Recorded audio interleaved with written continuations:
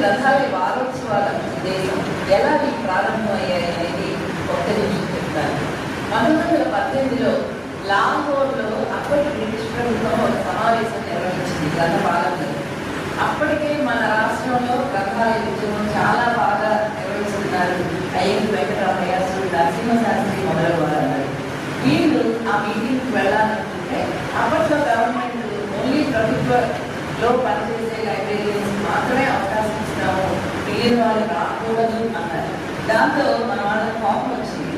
ఎవరో చేసే మీటింగ్ మనం వెళ్ళట్లేదు, మనం మీటింగ్ చేసుకుందామని మెడ్రాస్ గోఖలే హాల్లో మీటింగ్ ఏర్పాటు చేసి చాలా